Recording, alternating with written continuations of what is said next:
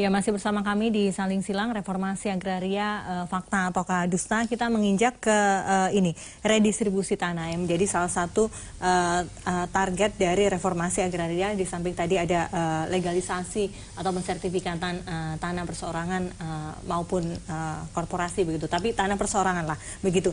Kita bicara redistribusi tanah, targetnya adalah 4,5 juta hektar begitu.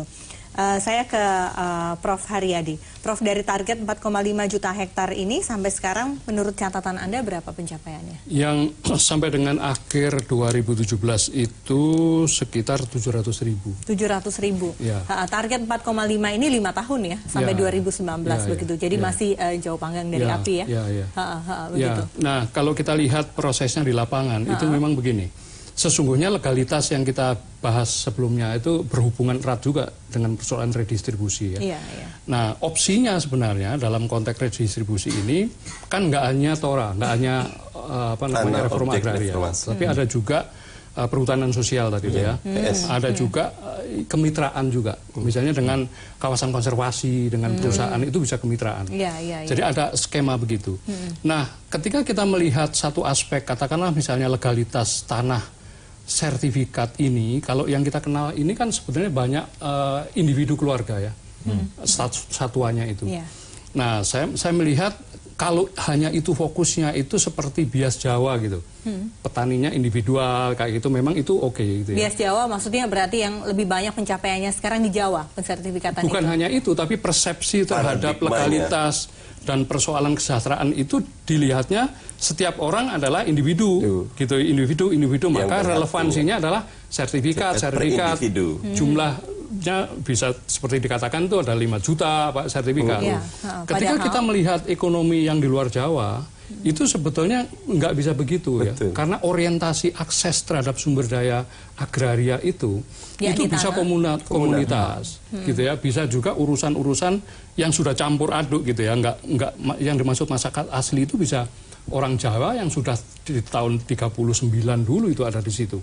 Jadi nggak selama jadi ini. Tidak harus mereka mengantongi sertifikat secara individu. Bisa tanah komunal, bisa sertifikat komunal, bisa juga tanah hak adat yang menurut mereka fine-fine saja begitu. Nah, persoalannya kemudian adalah di satu sisi kita tadi membicarakan soal satu program dari katakanlah Kementerian ATR gitu, sertifikat. Padahal sesungguhnya kalau kita ingin memberdayakan masyarakat versi ini, itu urusan utama adalah perizinan usaha besar. Gitu. Bagaimana HGU diletakkan, bagaimana tambang diletakkan. Persoalannya legalitas juga. Nah, ketika legalitas dari proses-proses usaha besar ini dilayani dan mendapatkan pengesahan, kira-kira. Pertanyaannya adalah ketika ini belum disahkan, pasti dia di-exclude. Gitu ya. Nah, sehingga ini ada dua hal. Di satu sisi politik besarnya adalah memastikan redistribusi terjadi dan sebetulnya melindungi masyarakat kecil. Tapi kalau kita tidak menoleh bagaimana sebenarnya pelaksanaan izin usaha besar, padahal di ruang yang sama, itu nanti juga akan menjadi hambatan gitu. Oke. Nah, bahasa awamnya adalah, kalau saya ingin membahasa awamkan adalah terjadi banyak tumpang tindih peruntukan tanah. Betul, begitu. Dan tanah prosesnya individu, sebetulnya adalah gini, banyak sekali legalitas yang dimaksud dalam konteks usaha besar, itu nggak legitimate. Gitu ya. Jadi memang legal, ada SK Menterinya, ada HGU-nya segala macam. Tapi di dalamnya masih banyak klaim segala macam gitu. Nah, walaupun kita lihat 2017 akhir kemarin kan pemerintah mengeluarkan Perpres 88 tuh untuk menyelesaikan penguasaan tanah di dalam kawasan hutan. Jadi sesungguhnya begini, ketika kita membicarakan lebih luas, ini nggak bisa dilepaskan dari upaya resolusi konflik. Karena situasi di lapangan juga ada itu. Walaupun ada yang ideal juga ya, di kotak-kotak ini dapat sertifikat, ada yang situasinya ideal banget gitu ya. Perbandingannya dari yang ideal dengan yang terus kemudian terjadi banyak sekali masalah itu, lebih banyak yang mana? Yang kalau ideal, kita lihat orientasi redistribusi, yang tadi 2,1 juta dari kehutanan, itu banyak yang sudah dikuasai di sana. Mas Baidowi, kita bicara masalah tumpang tindih. Tadi kalau kemudian pemerintahan saat ini dengan targetnya 4,5 juta hektar juga harus mengurusi soal misalnya yang tadi tumpang tindih soal ini hutan tanaman industri, penguasaan siapa dan lain sebagainya. Ini bukankah aspek yang lain atau harusnya memang ini menjadi prioritas juga bagi pemerintah? Ya, itu saya sampaikan tadi bahwa persoalan agraria di Indonesia itu cukup pelik dan banyak dan rumit gitu. Nah, maka menyelesaikannya harus satu persatu. Tadi persoalan sertifikat itu lebih mudah, individual memang iya, dan itu lebih mudah dilakukan di daerah-daerah padat penduduk, katakanlah di daerah Pulau Jawa lah, yang memang sudah. Sekarang bagaimana di daerah-daerah yang luar Jawa? Seperti disampaikan tadi ada perhutanan sosial dan semacamnya, belum lagi kawasan adat dan semacamnya gitu. Kebetulan kami di DPR saat ini sedang mau membahas rancangan undang-undang pertanahan. Ini sebagai pengganti terhadap undang-undang pokok agraria yang sudah berpuluh-puluh tahun itu belum berubah. Jadi masih nuansa Hindia Belandanya masih sangat kental undang-undang agraria kita. Memang harus dirubah. Yang kemudian di DPR kebetulan di Badan Legislasi sedang dibahas adalah RUU Tanah Adat. Nah, ini juga harus menjadi bagian integral dari penyelesaian persoalan agraria di Indonesia. Yang Anda baca atau yang Anda lihat, mengapa target 4,5 juta hektar begitu untuk redistribusi tanah ini sudah hampir tahun kelima begitu, yang ada baru 700.000 saja begitu. Ya memang melakukan apa kendalanya menurut Anda? Perlu 2 periode. Itu sudah doa dari itu. Menyatakan saya tidak mampu sebetulnya. Itu doa dari ada yang awi lah ketimbang yang sekarang nih gitu. Iya.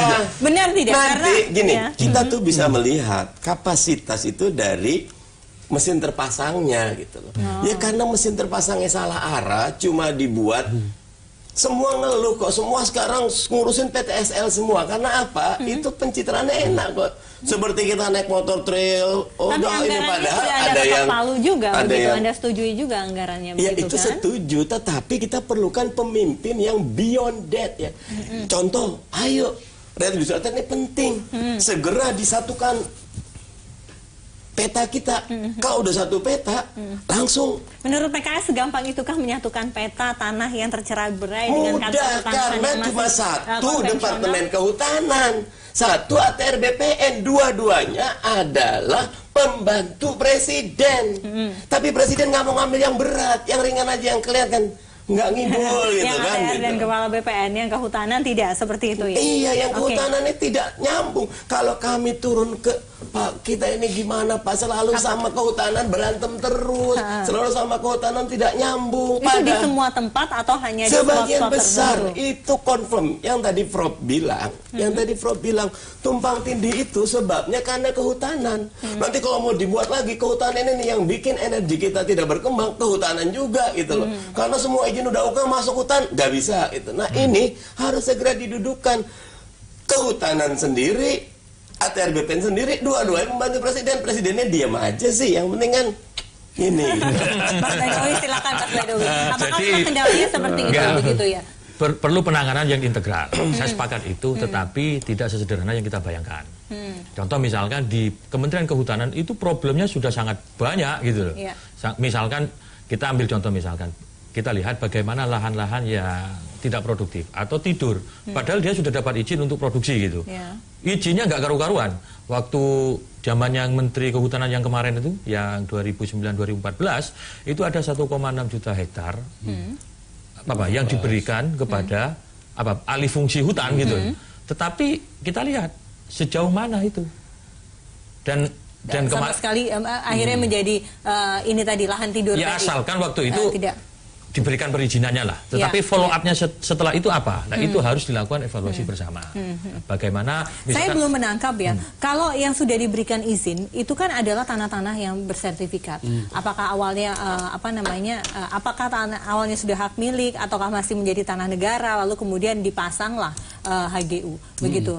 Lalu ya itu atau kemudian tanah apalah begitu ya dipasang HGU begitu. Sebetulnya sudah beres kan masalah pensertifikatannya begitu. Ada soal gini Mbak, kalau saya lihat ya, orang jangan sampai orang itu memikirkan yang namanya penyatuan atau sekarang ada one map policy itu adalah persoalan teknis petanya ATR, teknis petanya kehutanan. Sebenarnya nggak gitu.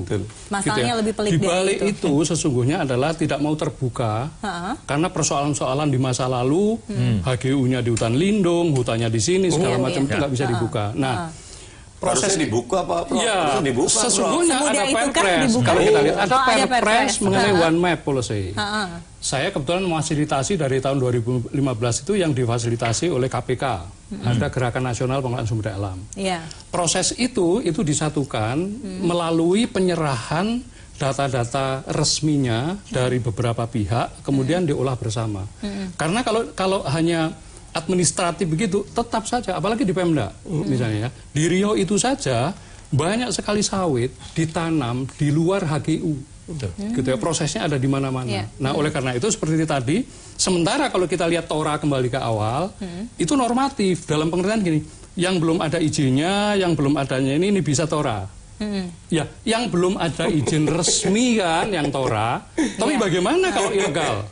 Kayak gitu. Nah, oleh karena itu sebetulnya dalam proses seperti ini satu adalah membenahi juga menjadi good governance. Kalau tidak masuk ke situ dengan format penyajian atau pelayanan izin yang lama, itu justru masih ada konflik-konflik dan overlap tadi gitu.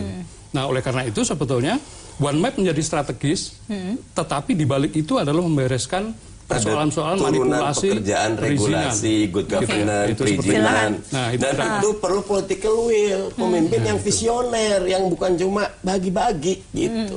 Tapi tadi kan sudah mulai dilaksanakan begitu ya, ada one map dan lain sebagainya, ada perpres dan lain sebagainya yang muncul, yang bukan hanya bagi-bagi saja. Kurang. Oh, masih kurang. Contoh gini nih, contoh. Kadang-kadang sudah diberikan oleh pusat kepada kabupaten kota. Kabupaten kota buat distribusi yang jauh melenceng dari yang diinginkan. Dan itu tidak ada upaya peneguran. Karena memang tangan tidak cukup, pusat tidak menjangkau kabupaten kota. Itu masalah regulasi yang lain lagi kan, Pak? Itu harusnya satu paket. Makanya memang ini tidak sederhana. Kalau mau menyelesaikan masalah, jangan ngambil enaknya. Start dari akar masalah, dibangun institusinya, dibangun visinya, roadmapnya, dibangun anggarannya. Mungkin malah nggak ada waktu untuk bagi-bagi sertifikat gitu loh. Kasihan masyarakat individu yang tetap itu tidak perlu diberikan oleh presiden. Suruh orang aja, presiden menyelesaikan perkara besar lainnya. Tapi kan karena memang pengen tampil untuk bagi-bagi gitu kan. Tapi pekerjaan besarnya tidak selesai gitu. Nanti dijawab ya Pak ya. Kita akan kembali sesaat lagi.